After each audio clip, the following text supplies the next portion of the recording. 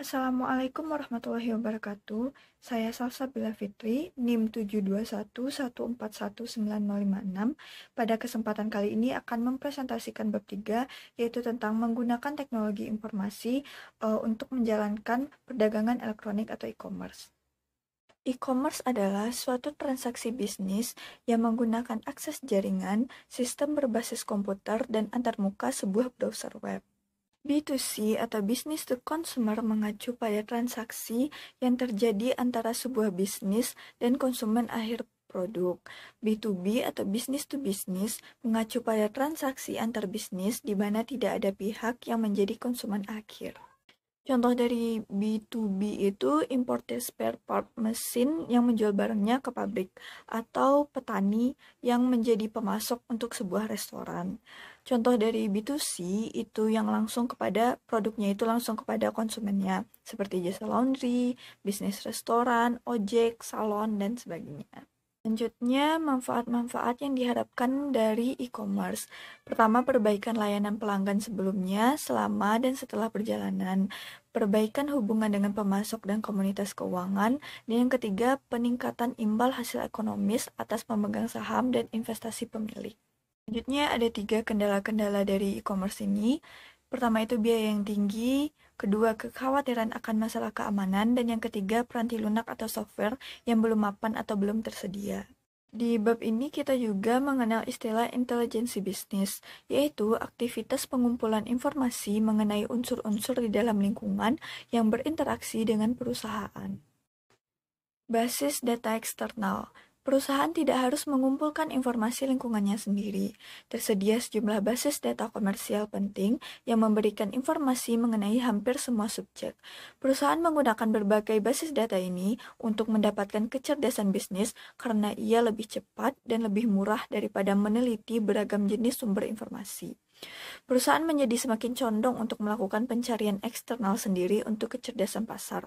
Pencarian eksternal telah dibantu dengan adanya fakta bahwa semakin banyak perusahaan memberikan informasinya sendiri di web.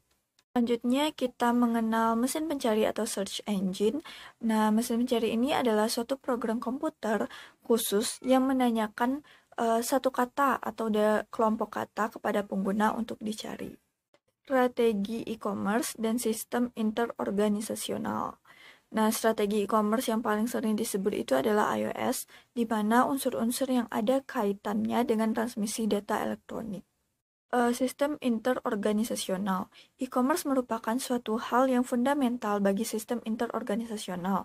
Pertukaran sejumlah data secara cepat dan aman merupakan hal yang kritis untuk mendukung transaksi-transaksi organisasi yang menggunakan teknologi informasi untuk bersaing. Tanpa jaringan komunikasi dan kemampuan pemproses komputer, organisasi akan menjadi sebuah pulau produksi maya dengan sedikit kemampuan yang dipergunakan untuk jasa dan produk yang menciptakan vitalitasnya. Nah, selanjutnya manfaat iOS. Manfaat iOS itu ada 3, efisiensi komparatif, efisiensi internal, dan efisiensi interorganisasional. Kemampuan sebuah perusahaan untuk menyelesaikan perselisihan dengan para pemasok dan pelanggannya demi keuntungan perusahaan itu sendiri dinamakan kekuatan penawaran. Nah, kekuatan penawaran diambil dari 3 area dasar, yaitu fitur-fitur produk yang unik, menurunkan biaya-biaya yang berhubungan dengan penelitian, dan meningkatkan biaya perpindahan. Penambahan persediaan oleh vendor. Penambahan persediaan oleh vendor adalah salah satu jenis iOS khusus di mana pelanggan memberikan cukup kepercayaan bagi pemasok untuk mengizinkannya mengakses sistem persediaan berbasis komputer yang dimilikinya. Pemasok dapat memulai proses penambahan dengan secara elektronik memonitor tingkat persediaan perusahaan. Hal ini mengharuskan perusahaan memberikan akses data kepada pemasok. Sebagai perlindungan, perusahaan dapat membuat salinan dari bagian-bagian basis data yang tidak begitu sensitif dan memberikan pemasok akses hanya untuk salinan tersebut saja, bukannya keseluruhan sistem basis data perusahaan. EDI terdiri atas transmisi data langsung komputer-komputer dalam suatu format struktur yang dapat dibaca oleh mesin. Extranet adalah cara lain dari membuat suatu iOS. Cara ini memungkinkan dibaginya informasi berbasis komputer yang sensitif dengan perusahaan lain dengan menggunakan teknologi informasi yang pada umumnya dihubungkan dengan internet. Perusahaan menggunakan extranet melalui kolaborasi dengan pemasok-pemasok dan pelanggan-pelanggan besar yang telah dipercaya.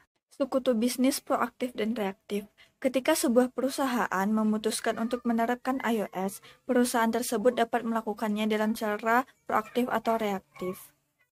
Ada 4 faktor yang menentukan apakah perusahaan akan mengambil langkah proaktif atau reaktif. Yang pertama itu tekanan kompetitif. Kalau ketika perusahaan berada dalam suatu posisi yang buruk terhadap para pesaingnya, atau ketika asosiasi industri atau perdagangan memberikan tekanan yang kuat, perusahaan akan menerapkan iOS dengan cara yang reaktif. Nah, penggunaan kekuasaan. Ketika sebuah perusahaan dapat memaksakan kekuasaannya atas anggota lain, maka ia akan proaktif dalam menerapkan iOS. Selanjutnya, kebutuhan internal. Ketika perusahaan sadar bahwa partisipasi dalam iOS merupakan salah satu cara untuk meningkatkan operasinya, perusahaan tersebut akan melakukan pendekatan yang proaktif. Nah, dukungan manajemen puncak. Tanpa melihat perusahaan tersebut proaktif atau reaktif, dukungan manajemen puncak selalu akan mempengaruhi keputusan. Manfaat tidak langsung iOS itu mengurangi kesalahan, menurunkan biaya, meningkatkan efisiensi operasional, meningkatkan kemampuan untuk bersaing, memperbaiki hubungan dengan sekutu dagang, dan memperbaiki layanan pelanggan. Strategi B2C untuk e-commerce. Memahami strategi bisnis untuk e-commerce penting karena semakin banyaknya jumlah produk dan jasa yang tersedia untuk pengiriman digital dan semakin banyaknya pelanggan yang mampu mengatasi keengganan mereka untuk melakukan pembelian menggunakan web. Penjualan maya adalah penjualan yang dilakukan oleh sebuah perusahaan yang tidak mengoperasikan tempat berjualan fisik. Penjualan campuran terjadi ketika perusahaan memiliki tempat berjualan secara fisik dan situs web di mana pelanggan dapat membeli produk. Langkah e-commerce berikutnya, perdagangan bergerak adalah penggunaan telepon seluler dan asisten digital pribadi untuk melakukan e-commerce nirkabel dan nirkabel berkelas bisnis di semua tempat. World Wide Web adalah informasi yang dapat diakses melalui internet di mana dokumen-dokumen hypermedia disimpan dan kemudian diambil dengan cara-cara yang menggunakan metode penentuan alamat yang unik. Situs web adalah sekumpulan halaman web yang terhubung dengan internet dan menyimpan file-file hypermedia yang dapat diakses dari komputer lain di dalam jaringan melalui link hypertext. Nah, link hypertext adalah suatu petunjuk yang terdiri atas teks atau grafik yang digunakan untuk mengakses hypertext yang disimpan di sebuah alamat situs web. Halaman web yaitu suatu file media hypermedia yang tersimpan pada suatu alamat situs web yang unik. Homepage atau itu halaman pertama suatu situs web. Kalau browser, peranti lunak yang dirancang untuk menemukan dan membaca file-file internet yang ditulis dalam bahasa hypertext. Selanjutnya, Universal Resource Locator, yaitu alamat unik suatu situs web. Selanjutnya, protokol, yaitu kesimpulan standar yang mengatur komunikasi data. Nama domain, alamat situs web di mana sebuah halaman web disimpan. Dan path, yaitu suatu directory atau subdirectory dan file tertentu di situs web. Standar internet. Dua organisasi telah mengambil peran kepemimpinan dalam menciptakan standar-standar internet dan web.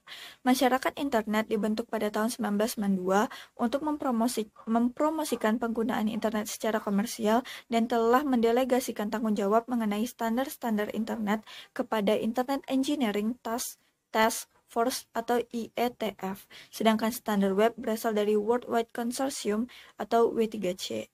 Saran-saran keberhasilan penggunaan internet, pastikan situs web Anda kuat, pastikan browser dan struktur basis data Anda fleksibel maupun intuitif, menekankan isi, sering diperbaiki melihat di luar pelanggan, tujukan isi pada kebutuhan spesifik pengguna, menjadikan internet intuitif, berada di lokasi web yang tepat, dan ciptakan rasa kebersamaan serta carilah bantuan jika Anda membutuhkannya. Sekian presentasi saya pada minggu ini. Kurang lebihnya saya mohon maaf dan terima kasih.